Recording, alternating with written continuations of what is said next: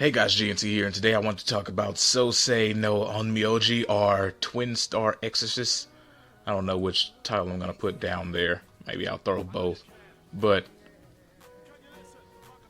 I just finished watching this show. It seems like the thing that I'm going to be most hyped for this season of anime. I don't know how many episodes it's going to be. I have not read the manga. I'm saying this stuff up front, so you'll understand if I forget names, butcher names, or forget names of places like the world that they enter while exercising things.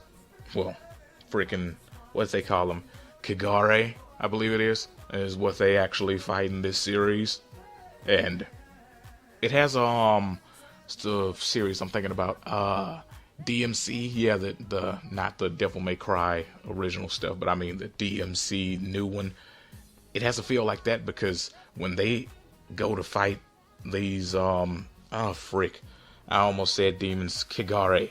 When they go to fight the Kagari, they go into a different version of the same world, like one that normal people can't see, I guess, that the creatures reside in, and that's where they have their Exorcist battle. And today they introduced what I'm assuming are the main characters, Benio and I knew I was going to forget his name, Rokuro or something like that. Give me a second, I can pull it up, because I have it in front of me. Rokuro, there we go. My bad, I forget names very quickly. But they showed those two, they seem to be the main characters and everything, and what I'm getting from the series is that it's going to have the same problem a lot of other series have. And like I said, haven't read the manga, so I don't know if it's gonna get better or not. But at the beginning, they showed the female like super strong and whatnot. And the thing is, whenever you have a male protagonist in your show as well as female, if you show the strength of the female first, when the male shows his, typically that means that he's going to be way stronger than her. So there's no real expectations of seeing how great that the chick would be later on, because she'll seem to always be a step behind the main character. And that's why I like when you start off with a main character. If you're gonna do the whole female being as strong as the guy thing, the guy has to be like weaker at the beginning and saved by the female instead of the other way around. Then it gives you a feeling of this chick is really powerful. Not, oh man, she seems really strong, and then she faces an enemy that the guy has to freaking rescue her from. And that just crashes all your thoughts of thinking that she is powerful. And I'm not into freaking female protagonists, but when I see one that has potential to be great, I like for them to actually rise to the occasion and fulfill their destiny on being strong. Now, like I said, haven't read the manga, so she might get way better. She might end up way better than him. But right now, seems to be that he has the most power coming from his right arm, that I'm assuming, I don't know if this will be true or not, but I'm assuming that that's like an arm from one of these Kagari or whatever, because at the beginning it seemed like he lost an arm. I'm not certain on that because I didn't watch the episode more than twice, and usually I miss things in the beginning, but I believe I saw an arm fly when it started, and I'm assuming it was his. So, like I said, assumptions. There hasn't been a second episode yet, so everything that goes into future stuff is assumptions on my part. But basically, you see that this guy is, what's the word? Traumatized by that previous event that happened at the beginning of the episode that we don't know much about. They didn't say much about it, but for some odd reason, that's not an odd reason, but for that reason, he stopped being an exorcist. And apparently that was 2 years prior to the present day. And he was 12 at the time, so he's 14 now. And he is... I don't even know what he's trying to do right now. They didn't say anything like that. They just said he wasn't trying to be an exorcist. He was trying to get chicks. I saw that. And he fails at it miserably. You can obviously tell that this green-haired chick that I can't remember her name either. You can obviously tell that she probably likes him. Just saying. Typically, when these guys have female friends in anime, the chick likes them. I don't know how that female character's gonna be involved in the story. If she's gonna be some type of exorcist or something. No idea. But right now, she was just a passerby while he was failing at getting chicks. Because apparently it just doesn't work. But you see that he is a nice person. Because when a kid was getting bullied and they had his backpack and was throwing it around, he went in to save them. Also, he has horrible luck apparently because he tripped over a black cat and hit his face. And oh my goodness, this is really fun.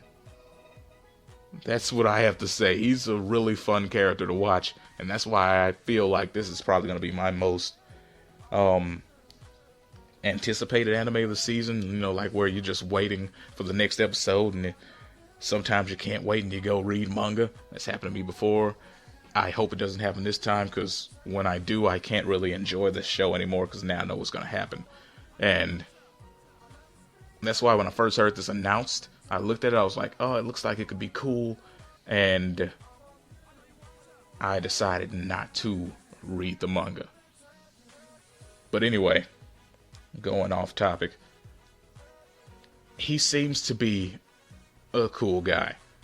And he had one of those classic anime moments where the character that he just met says something that he used to say in the past, and that gets him in the gear to actually want to fight, you know. So now I'm assuming he's gonna finally be able to become an exorcist again and use his weird right arm power to fight.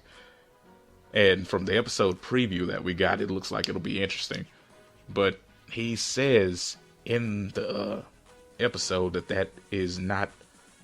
He said that arm is a curse, and that's why I'm assuming that it's probably one of the Kagari arms. Anyway,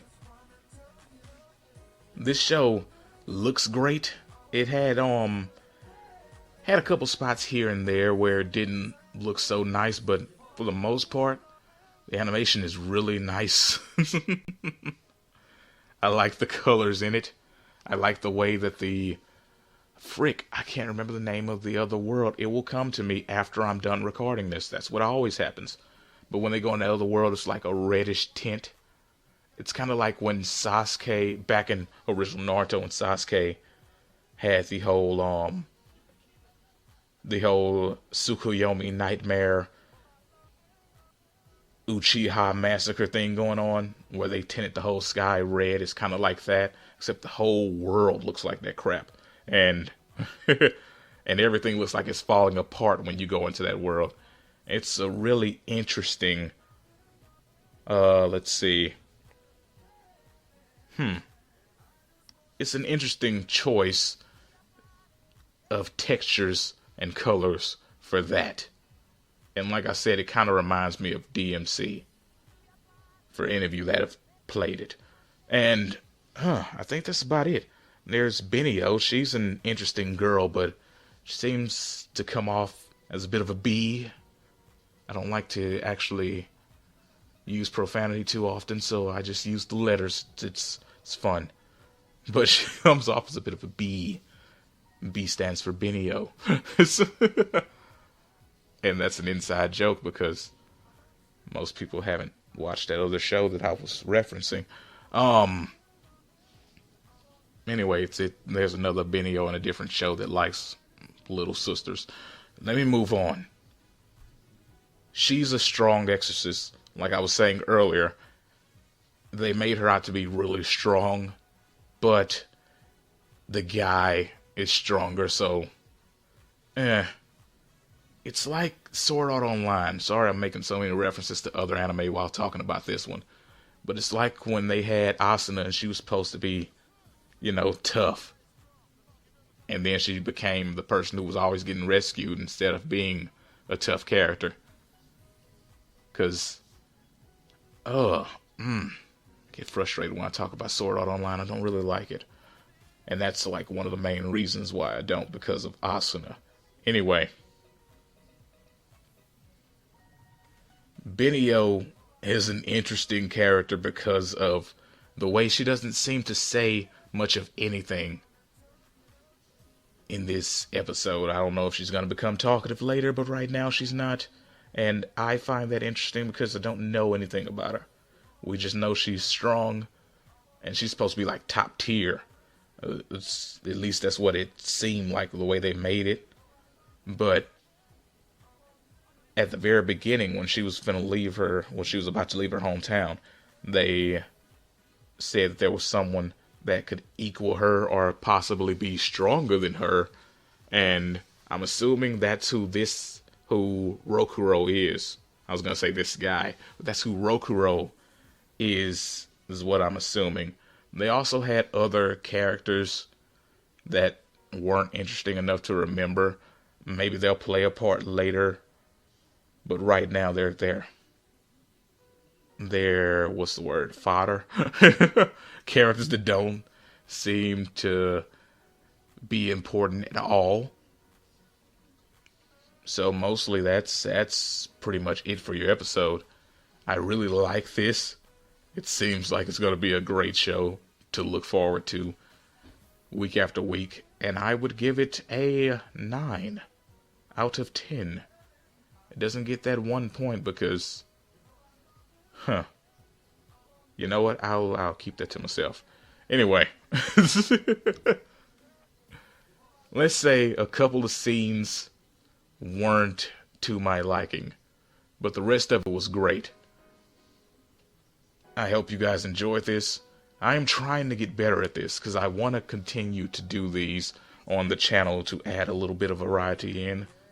And I will see you guys next time. Peace out, and have a great day.